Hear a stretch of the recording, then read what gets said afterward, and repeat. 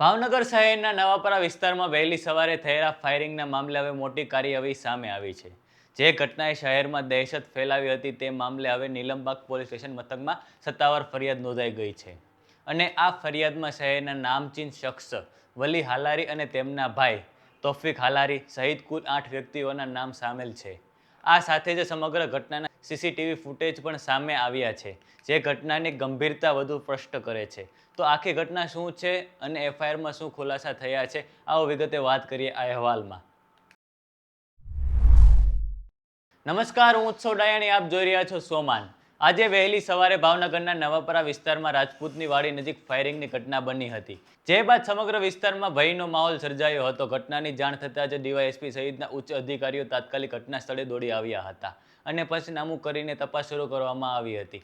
આ મામલે નીલમબાગ પોલીસ સ્ટેશનમાં નોંધાયેલી એફઆઈઆર મુજબ વલી હાલારી, તોફિક હાલારી અને 8 વ્યક્તિઓ સામે ગંભીર કલમો હેઠળ ગુનો નોંધવામાં આવ્યો છે. ફરિયાદમાં વધુમાં એવો પણ ઉલ્લેખ છે કે આરોપીઓ દ્વારા હથિયારો સાથે આવીને ધમધમકી અને ફાયરિંગ કરવામાં આવ્યું હતું અને સમગ્ર ઘટનાનો સીસીટીવી પુરાવો પણ સામે આવ્યો છે, જેના આધારે પોલીસ હવે આરોપીઓને ઝડપી પાડવા માટે કાર્યવાહી તેજ કરી રહી છે. ખાસ વાત એ છે કે વલી હાલારી કોઈ સામાન્ય નામ નથી, પરંતુ તે માથાભારે વ્યક્તિ તરીકે ઓળખાય છે અને તેના સામે અગાઉ પણ અનેક ગુનાઓ નોંધાયેલા હોવાનું સામે આવ્યું છે.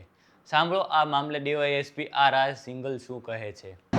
નીલમબાગ પોલીસ સ્ટેશનના જે નવાપરા વિસ્તાર જે છે ત્યાં વહેલી સવારે 4-4:30ના અરસામાં ફાયરિંગની ઘટના બનેલી છે. જેની હકીકત એવી છે કે આ કામે જે ફરિયાદી જે છે જાહિદભાઈ તે તથા તેના મિત્ર લતીફ, નદીમ અને આમિર જે છે વહેલી સવારે ત્યાં બેઠા હતા અને આ કામે જે છે 6 જેટલા આરોપીઓ એકસમ કરી અને તેમાં આવેલ, જેમાં અલી, ફારૂક, કુલદીપ, રુદ્ર, ચેતન અને ફેઝાન હતા.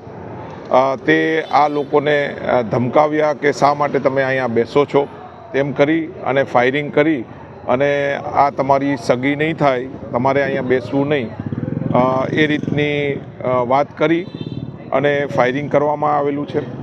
18માં જે રોજાનો જે દિવસ હતો ત્યારે પણ આ કામના જે ફરિયાદી જે છે તે તેના મિત્ર જે છે તેની સાથે તે બેઠા હતા.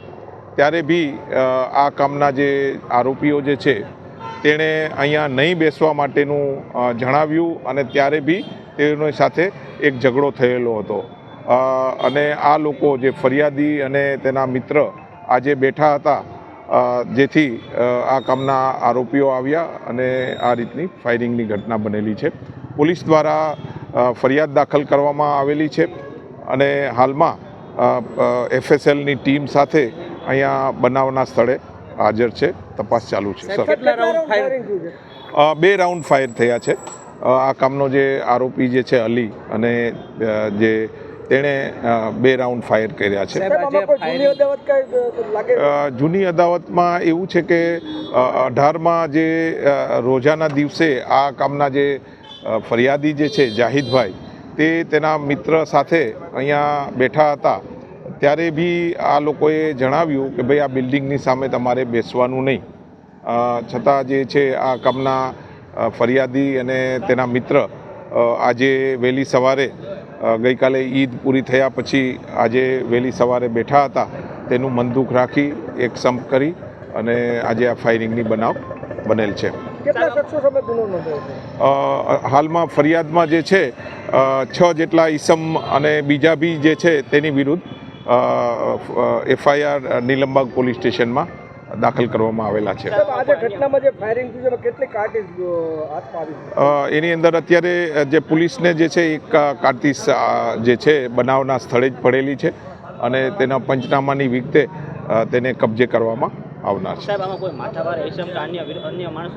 હા, બિલકુલ અન્ય જે છે તપાસમાં જ એ રીતનું છે કે ઊંડી તપાસ થશે અને કોના ઇશારે આ રીતનું ફાયરિંગ થયું છે તે તપાસના કામે ઊંડી તપાસ થનાર છે.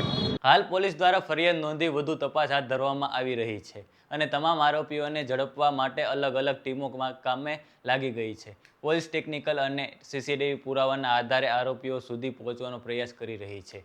આ ઘટનાએ ફરી એકવાર શહેરનો કાયદો વ્યવસ્થાની સ્થિતિ પર સવાલ ઊભા કર્યા છે, કારણ કે વહેલી સવારે જાહેરમાં આ રીતે ફાયરિંગ થવું સામાન્ય ઘટના નથી. હવે જોવાનું રહ્યું કે પોલીસ કેટલી ઝડપથી આરોપીઓને ઝડપી પાડે છે અને આ સમગ્ર મામલે આગળ શું મોટા ખુલાસા થાય છે. આ મામલે તમારું શું મંતવ્ય છે અમને કમેન્ટ કરીને જરૂરથી જણાવો અને આવા જ વિશ્લેષણાત્મક સમાચાર માટે સોમાનની ચેનલને સબસ્ક્રાઇબ કરવાનું ભૂલતા નહીં. નમસ્કાર.